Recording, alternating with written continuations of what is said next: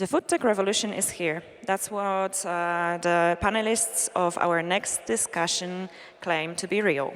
Let's welcome the moderator, Piraiee, the director of Startup Grind, Marcin Poplawski, business executive at Nestlé Poland, Michał Piosik, co-founder of Foodtech.ac, Henry Shelonzek, co-founder of MadDriver, and Mateusz Klotz, partner at Heika Capital Markets Group, Lucid Capital, and R&D Consulting. Let's welcome them on stage.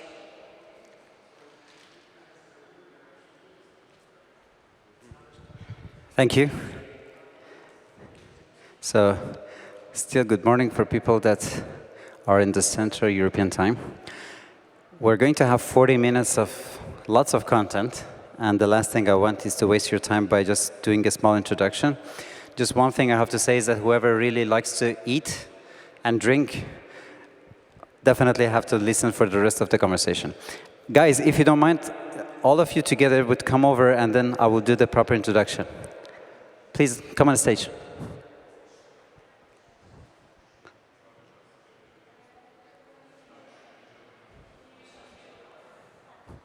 You can come over.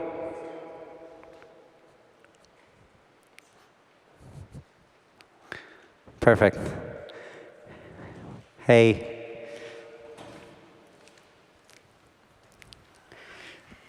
Good.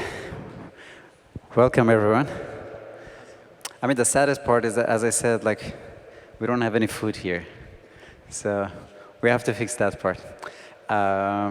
If you don't mind, let's just, from that side, we start doing the introduction, and then we take it from there.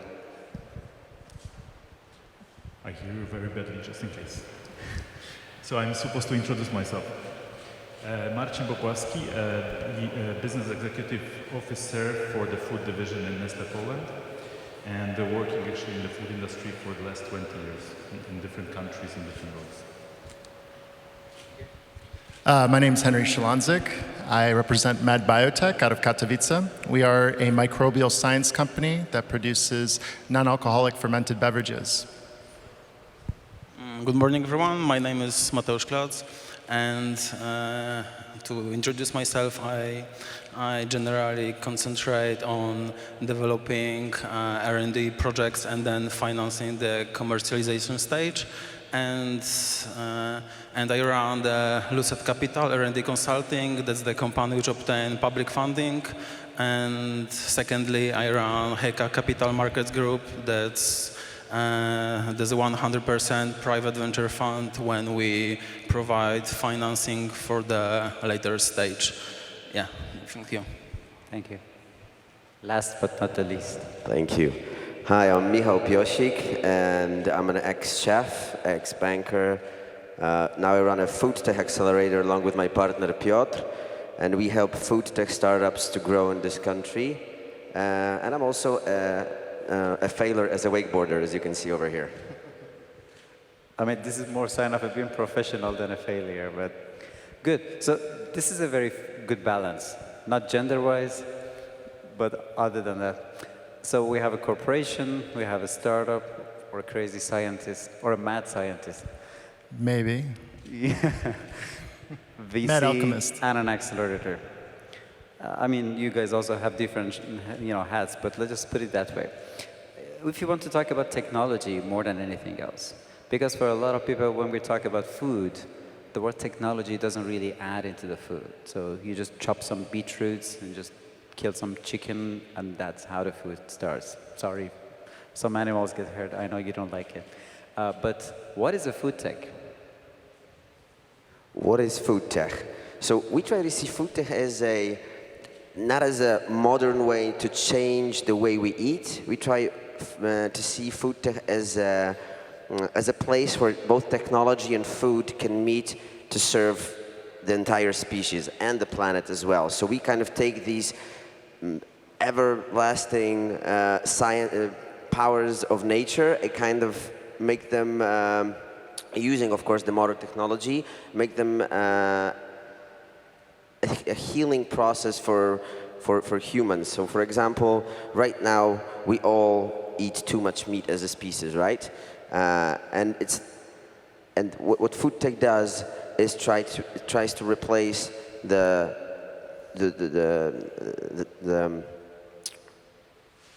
tries to replace this protein, protein coming from animals with plant-based protein or cellular protein, which is basically replicated cells of animal without hurting the animal or hurting the planet. We mainly talked about the solid part of that. We can also talk about the liquid part of that on that side. So about the drinks and let's just say the different beverages, where do you really see the technology can also put that into, let's just say, our drinks? And how would be that different from the drinks that we have right now? Sure. Well, absolutely. When Michał was saying food tech, we're talking about fundamental science that's been around for ages. I mean, you go back to fermentation going 10,000, 20,000 years ago. I mean, these were basic concepts that we were using just to survive. I mean, you make mead, which is one of the basic food supplements for most people. It had alcohol, it was fun, but it was nutritious. Now we're talking about this today. So how do we do that? A lot of the food tech we work with is either going to be developing applications for delivery services. This is a huge boom.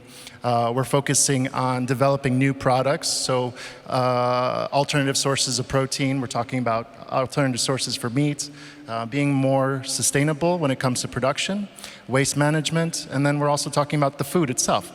I think we're really looking at least in my industry specifically, how do we make nutritious food available to everyday people, especially when we're working nonstop?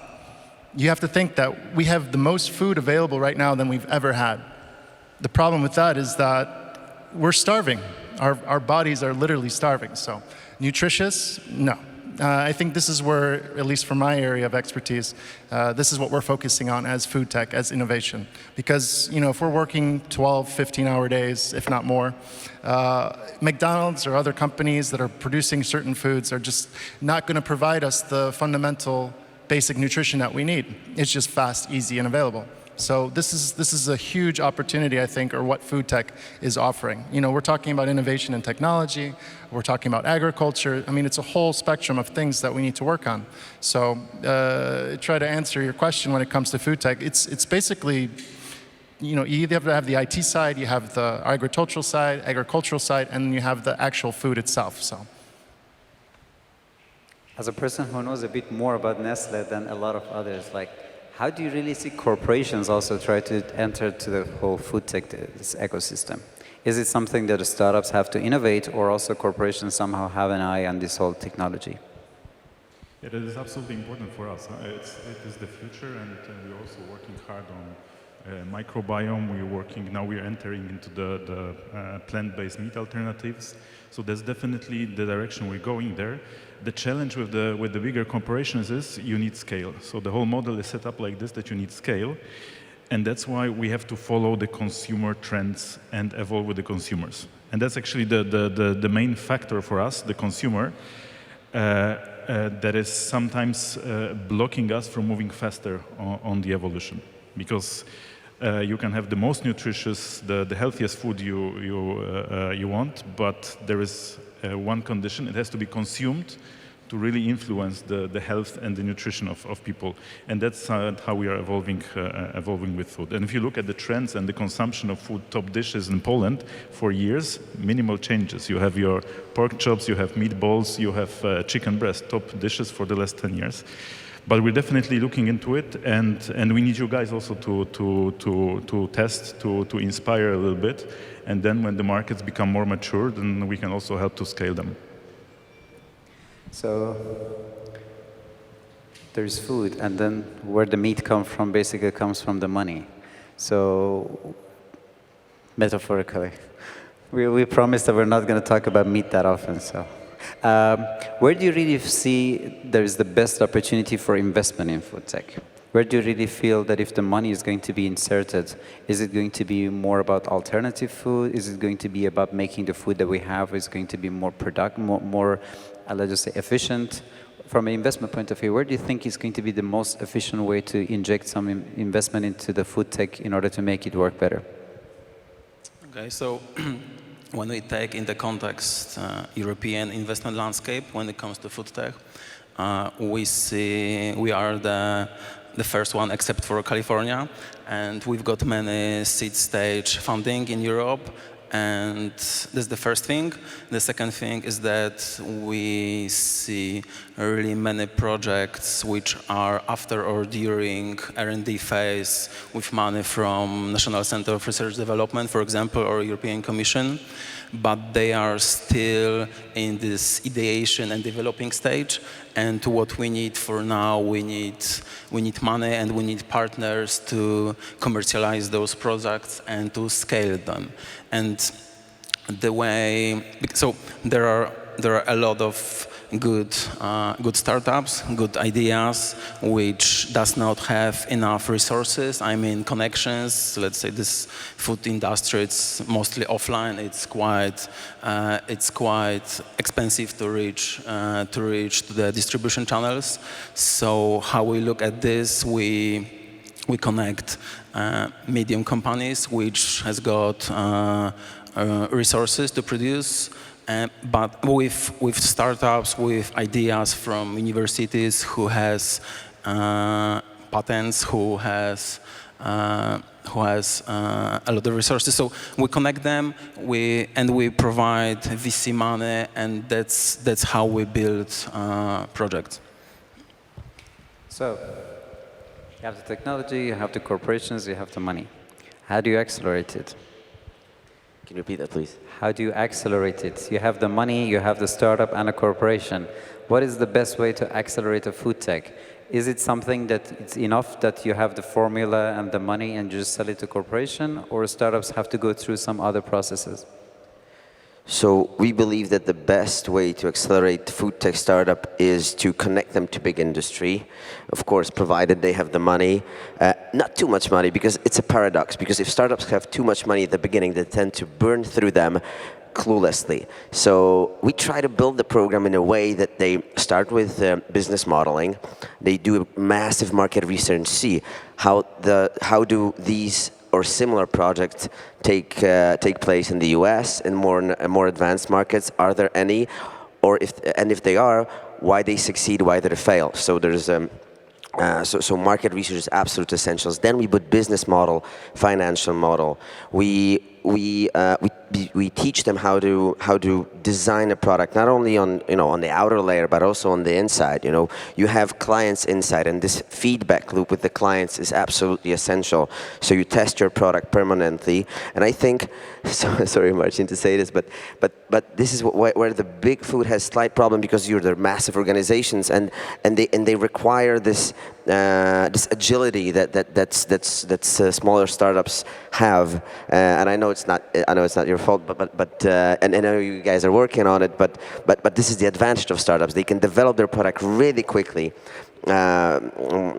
So this is where they help them, where we help them. Of course, we connect them to VCs and kind of give them the kick in those moments where they doubt, because there's a lot of doubts in this business. Frankly, being a food tech startup in Poland is hard, because there's not many of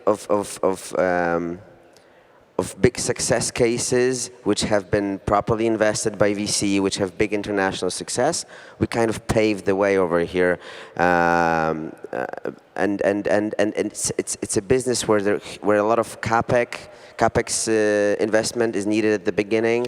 It's a business which sometimes requires R&D. For example, we have a project in the pipeline right now, which involves cultivated meat. So again, replicated meat cells, and this project will take an R&D phase for at least a couple of years before we can even start thinking about commercializing it. So it's for traditional VC investors, it's something hard to think of. Whereas you can see in the West, they throw in an abundance of money into these kind of projects because they know that the potential win is massive, right? So again, it's hard in Poland, but we have some success cases. For example, one of the startups called Kurczak, It's also a meat replacement it's absolutely vegan, made of bean protein, beans and wheat protein, and it's growing exponentially. We're entering vertical in-store vertical farms in a couple of weeks to test them out in first 2 stores. So again, it's a slow process, but we're getting there with help of those guys over here. Good. We're going to open up a topic that, let's just call it the future of the food. And then one of the things that we can be a bit edgy, if you don't mind, but that's the fact that a lot of problems that we right now have in the way that we eat is that we don't trust the science.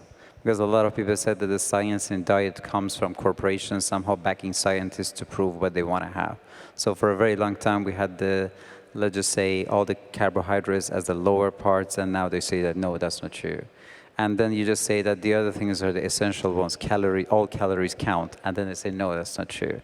And when we, let's just say, if at this point at least say we can partially, I know that some people are more scientists than us, but let's just say at least we are food enthusiasts. Even we are confused about which diet is the best or which food is the best. It's really hard for people that they cannot go too far to that story to understand the reality. So I was organizing an event at Startup Grind about the future of the tech. And my friend was like, I like steak. That's why I'm not going to join. And I was like, but nobody said that if you like steak, you're not welcome to the future of the food. So it's like, I always say, it's like, everybody thinks like, okay, this panda is a tree hugger, so just don't get close to them, Where do we really see the reality there? Something that is not commercial, and if you don't mind, you start with a corporation and then try to go back into more, like, just say, startups and the VC part, where we can really get the trust of the consumers back. That the ingredients that we have and the product that we have is not based on our commercial behavior, but rather based on the fact that we really want to make sure that you eat the right food. I have to ask you to repeat the end of the question. How do we have to gain the trust of the consumer back? That if there is something written in the corner, no, not all calories count. Or no, like this food was not prepared just because this is the cheapest way for us to make, but rather this is a healthy food for you that is going to make you more energetic, it's going to make you happier, and all the, let's just say, side effects that are real good have to have on your body. Yeah, I think the trust of the consumer is really the tricky part, and that's why the evolution is also relatively slow in terms of food tech, because people like the natural stories. They like something that they understand. This is, for example, what we do, what we discovered several years ago, and that's the basic principle developing products. We call it kitchen cupboard. So whatever you have in your product, it has to be recognizable from consumers' cupboard. And this is, I think, this is how you build the trust. But I think it's also about being a bit more brave in terms of the evolution and what we do with food and communicating it openly. Because I think there are many topics, and there's a lot of company doing the basics, reducing salt, reducing fats, communicating calories. Nutri-Score will probably arrive to Poland also relatively soon. But I think we have to rethink the system also and make it more transparent. If you talk about food waste, it's a huge problem, and now it's only now that it's starting to come up and to bubble up, and different entities are interested in it. But if you look at how the whole value chain of food looks like, it cannot work like this. And I give you an example of coffee. You know, Nespresso coffee. We already have personalization. We have subscription model. So you can subscribe for your favorite types of coffee. You get it every month. But if you go for holidays for a week, the capsules keep coming. There is no feedback. So in Japan, we're experimenting with like a stance for the capsules that read how much you've used, feedback to the company not to send you too much. And then we have to go a step further. Then you feed back to the supplier, you feed back to the farmer. That's why I think we have to put it upside down. But coffee is much easier than food, because it's very single consumption. It's much easier to identify. So I think there was a startup like that. It was like a super press or something like that. That they had like a juice that you put it inside a machine, and it was connected to internet. And for the amount of the consumer you had, then the data would go back to the company. But like the device was like $1,000 or so, and then somebody went to internet and then showed that this device, all it's doing is just pressing the juice out. And then everybody wanted their money back, and the whole company basically went down from like $1 million company down to zero. So that's the point. Maybe one point on this. I think the biggest challenge is how to make it at scale. because all those personalization, the transparency, it's not rocket science, but to make it at scale and have an impact, this is the biggest challenge. And I'm sorry to say this because you told me that we were not supposed to be tree huggers, but I think the issue of being honest is absolutely essential here. And I think that's what we're all trying to do here is convincing people that if you tackle big problems and you do it honestly, money will follow. So if you do a crappy product for a lot of money, people will want their money back. But if you're transparent from the very beginning and you show people, look, this is science, and it's showed in a really simple way. This will help you. You can heal yourself with food, and and get rid of all the unnecessary plastic. Then more and more people will believe your mission, and they will follow not only your startup, not only your company, but again, investors will follow as well. So I think that honesty here is the answer to your question. So we have to create honesty. Something that usually comes with honesty is also drink. I would add that when it comes to this, I think the future of this honesty is blockchain probably in food tech. So I mean that you know that each part of food chain providers and you know what do they do. You will never consider again do they trustworthy or do they not. Yeah, so. Like the product with the Walmart, and I think it was IBM and Walmart. So they did that. You will basically just scan the foods in Walmart, and then they will put it in the blockchain, and then will tell you all the points that it went there. Because the other part is also is that it's not even that much about the trust, but it's about how much we're exploiting some farmers and others. And again, I would say hopefully that would be something the blockchain can help, because then later you will understand that nobody's exploiting farmers and all the money goes to distributors, for example. So you would understand that just say a more smooth way. But okay, thank you. So let's just also go to, I want to say drink tech, but I think it doesn't exist. Scientist is good. I like that one. Yeah. That works.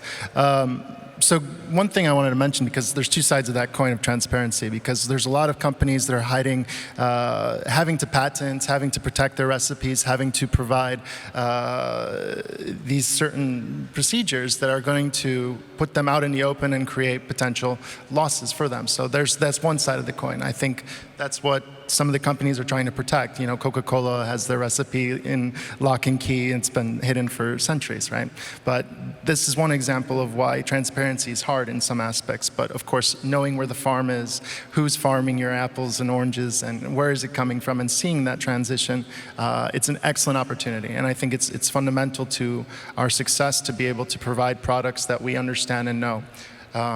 The other thing, which, you know, having trust in the products that we purchase and understanding, are they actually healthy for us, or not? You know, is this just a marketing scheme, or is it actually something that we're actually getting from? So it's going to be very hard for us as a consumer to be educated in this. Information is information. So you have so much of it available. It's an abundance of information that we have. There's new research, new studies being put out every day. Companies are doing and funding these researches. So it's kind of like they're providing the funding to be able to do the research, so it benefits them too. So the open door policy for the results, you know, and being that it's supposed to be unbiased, you know, these are questions that are always going to be asked. But as a consumer, just to protect yourself, I think the benefit that we can do is make it as simple of a product as possible. The less that it's produced and manufactured and highly processed, the better, right? The fruit that you eat is going to provide you the most valuable substance that you're going to get. That's nutrition, right? So if we look at products and break them down in that process, in the method that it's created, that allows us to have, you know, more trust in what we're actually getting. You know, I always find it funny because a lot of people say like, oh, I drink juice every day, and that's a healthy beverage. Well, you know, the sugar content in that juice itself is actually not as good as you think. And what's causing it is that if you eat an orange or 10 oranges, well, you're going to get fiber, you're going to get full. And that's basically what you're going to get from the orange eating it. The same amount that's happening in the juice, you're just going to get a skyrocket of sugar. And then, yeah, there are health benefits, but, you know. I mean, there is a whole story about the pulp and the fact that the moment you take the pulp out of the juice, then you make the juice a commodity, because then you can freeze it, because a juice with pulp is not freezable. And because of that, when you take the pulp out of it, then you can basically just store thousands of tons of juice in somewhere. But This is a sad story. Like I'm just saying, like I think we had to have 40 hours in order to really talk about the food tech. But let's just say we're just somehow trying to put it into only 40 minutes and then try to see what we can do about that. One thing that I would say that massively changed a lot of people's habits was COVID. Again, the elephant in the room. I mean, we don't have an elephant here technically, but you know what we're talking about. One funny thing that happened in COVID was that like a lot of people started to eat more healthy. Like sourdough was more famous than COVID, and everybody's sourdough was different than the other, and people started growing vegetables and then, let's just say, cooking inside. You can take it from different angles, maybe even start with the corporation part, because I think it's a customer behavior that somehow drastically changes. How do you see the COVID somehow change the customer behavior regarding the food? And if you don't mind me also just pushing it even further, how do we have to take advantage of that? Yeah, I think that this the time we live in right now is really fascinating also from the food perspective, and it accelerates a lot. So I see it as a big opportunity. The trends, the long-term trends, are now sometimes pushing back against the short-term needs. If you think about the need for naturality, openness, and so on, you have also more consumers buying packed food and packed meat right now. Meat consumption actually in Poland has been growing for the last 10 years. This year it starts decreasing because of the packed food and so on. But I think the main benefit for the industry and for the consumers is that people really put more attention to cooking and the ingredients they prepare. Consumers cook more nowadays. And when you cook, you put more attention to ingredients, to the amount you cook, to the waste you generate, and so on and so on. So people who have never really had any discussion with themselves in terms of nutrition, eating, now they are forced to do it. And we see a lot of positives coming out of it, more interest in cooking, like you said, looking for recipes and so on and so on. And I think this is here to stay. This will be the one-off benefit, so to say, that will stay with us for a long time, and there will be much more awareness in terms of cooking and cooking in a nutritious way. Sure. Even if we go back, I want to start with something maybe 60, 70 years ago. Mass production was key. You know, we were talking about producing fast, cheap, effective products that were available. Now we're talking about how do we make the opposite, right? How do we make something that is slow, that's right, but scalable, of course, that has value, and people are concerned with the way they feel. And basically, you know, the biggest killer is our diet. You know, we die basically by what we eat. So if we didn't know that, well, if we do now, nutrition is the key fact. So we're looking at opportunities and how do we do that, you know? People maybe aren't really well educated on how to make food. So, you know, Michał here has probably got a great deal with his school and stuff. So, you know, a lot of people are learning, okay, I can cook like this, and this is coming. You know, I think a lot of people are being more alert and aware what products are available that help make a food more valuable, more nutritious for us. And that has an effect on disease, on the way we feel, our vitality, how we work. You know, this is all connected. So, and it's basically a group thing. I mean, it's all put together. We're talking about, you know, being active, feeling good, being in a community. When we're working together with people, we also have this good feeling. So it's basically a complex. You know, it's not just one thing. So the future, I think, with what we're dealing with now, like he said, it's absolutely changing. We're thinking. I'm sure it's going to stick. I mean, I don't know about you, but you go to the store and you start looking at something more specific, or you get the Lunchable or the something that you make in the microwave right away. I mean, I don't know. I don't anymore. So that's my thought. Do you want to also add some? I think that's right. People now are much more self-aware. What do they eat? It is said that software is eating the world, but humans are eating the food. So that's the case. And in the next 30 years, we have to solve the problem of, first of all, of feeding bigger population, and we have to rise food production by 50%. And at the same time, we have to lower the greenhouse gases emission. So those are big challenges. And I see that 12% of total funding in the world is purpose-driven startups, and I think the food tech is exactly in this trend. And we see many investors especially former business owners who are willing to do something good for society, and I think that we have to attract them, and I think that's the moment. So I think the guys here touched a very important note, and I think it kind of goes back to what we said at the beginning, is that what we're trying to do with Foodtech is kind of we made the food really complex over the years. We added this piece of chemistry, this preservative, and so on and so forth. And right now we're trying to kind of clean the label so it has 1, 2, 3, and that's it. So take for example the vertical farming. There's a lot of those projects around the world because they solve so many issues, and they look forward to the future, which is, for example, we in Poland are going to have, we don't have enough water, right? So we have to take our crops from the fields and put them inside the buildings and make the water go round and round and round. And people think, my God, this technology is not natural. But if you look at it, you can see that the plants inside, they grow without any pesticides, no added chemistry. So you're going back to what your grandmas and grandpas did on the field.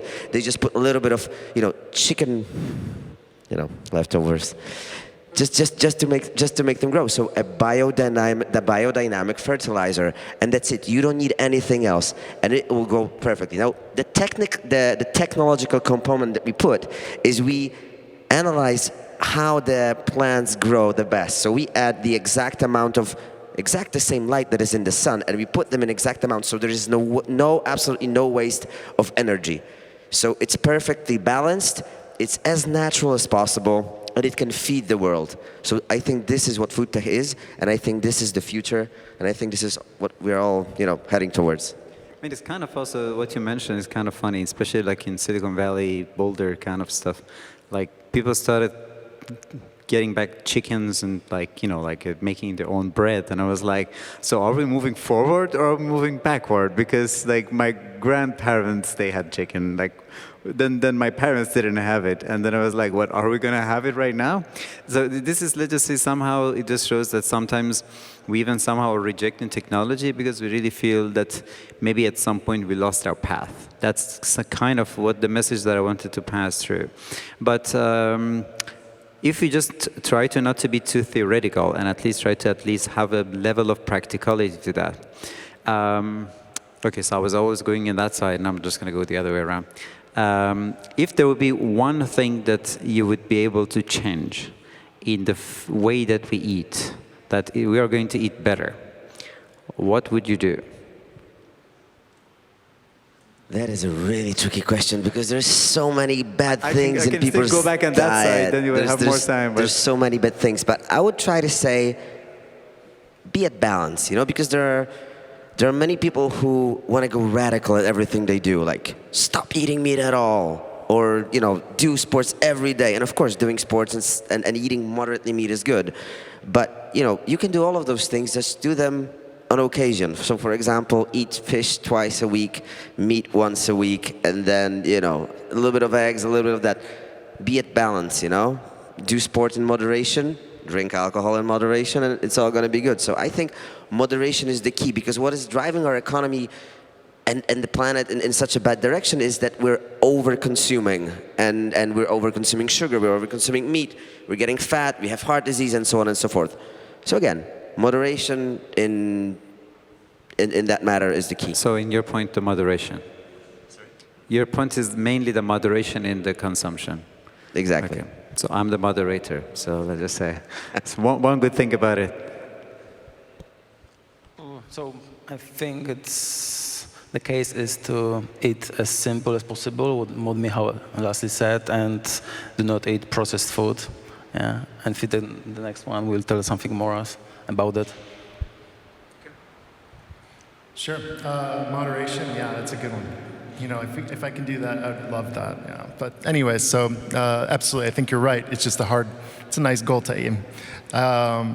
I think a lot of, at least my personal thing that I would love to see is actually having the value of nutrition in everyday products that we use. So, between your meetings or you're at work and you have nonstop, you're plugged in, you got to do stuff. Having an access and availability to a product or products that are actually going to provide you the basic need and energy that you need to survive and feel good. That's what I would like to see. I think that's fundamental. I mean, we're talking about, I'm more into the beverage industry and this kind of stuff, and more so it's for me in this aspect. And I would love, actually, if alcoholic beverages were kind of healthy. At least they had an additional benefit. So that for me would be a great opportunity to see where basically we lost this whole fermentation process where we were going back a few centuries or even further ago, where this was actually a healthy product. I mean, it had basic needs, it had protein, it had sugar, it had value to it. It was low in alcohol, and it actually created a nutritional value. And this is something that I see that we've lost. And I would love to see that. I would love to see that. Again, moderation, right? Moderation. Yeah, I would look at it a bit. You can also say moderation, and then we can just wrap it up. Fully agree. Yeah. Now I would look at it also a bit from not purely from what's inside the product perspective, because I think in the product we are going in the right direction. And you mentioned whether we are going forward or backward. I think what seems backward is forward. What Henry mentioned, it's technology, leveraging technology, but relating to what consumers know. So sauerkraut is a staple actually in Poland. It's less of an issue to explain because your grandmother explained to you why it's healthy. Western Europe is discovering fermentation right now. It's like a wow effect, but it's been there for years. So I think it's this relation. But I would look also at food in the future. I think it's key to look at the impact what we eat and how we eat, how we prepare, and the impact it has on the environment, on the footprint. And this is from the waste perspective, because I think this is a topic that has been, is for food especially, it's super complex. It's really complex, and no one has tackled it really properly. It's being tackled superficially. And the other is really the alternative, plant-based. And I think there is awareness already. There is traction, and it's moving, and I think this is also important. I mean, especially when I really try to take a look at cultivated meat and the environmental effect of that, I mean, it's unbelievable why we're not going there. And again, going back to not being a tree hugger, like when you see alternative meat, that's meat. Because a lot of people say that without eating meat, I feel better. So we're not even talking about that part of that. Because we don't have that much time, I'm just going to, it's a waste of time if you talk about food, but we don't talk about food. And as long as, like I know that all of you guys are foodies, so I'm just going to finish it with that one. Every one of you tell me your favorite food, and then we just wrap it up on that one. Because trust me, there's nothing more, like delicious and more interesting from my point of view than talking about food. So what is your favorite food? My favorite food? Oh, I have a range of them. But I cook mostly what my kids. This is not product placement. No, I'm the yogurt. I'm the traditional guy with red borscht and white borscht and so on. So these are the traditional favorites. It could be liquid also. Tough question, man. Everything. I mean, anything that I can learn, anything that I can cook. Oh. No, but really, because I use going into moderation, but I try to put everything on my plate. Everything on my plate that's going to give me value and actually do the things that I need to do during the day. So it can be anywhere from it's everything: Mediterranean, Asian, American. Well, maybe not so much unless there's like sweet potatoes involved. But yeah, fascinated with the food. Just anything that's good for me, right? It's a tough question. I'm quite foodie, so I like to eat. So, but in general, I think I love meat. That's the truth. But there are some projects like kurczak, which changed my perspective totally, and it's good that's happening. Great. One last thought on moderation. It's an investors' conference. I want to say that there is a huge upside to what we're talking about. If every one of us, every person in Warsaw changed one meal per week into a plant-based meal, this company that produces this plant-based meal would earn hundreds of millions of zloty a year. Okay. So my favorite meal at this point... Kurczak. Yeah, I want to say kurczak. Let's go for it. Hey, pizza, right? Pizza. Yeah. Neapolitan pizza. Let me also finish by chocolate. So, guys, thank you very much for giving us your time. It was a very delicious panel, and hope we're going to have a better food in the future. Thank you very much. Thank you. Thank you, Ahmad. Thanks a lot. Thank you.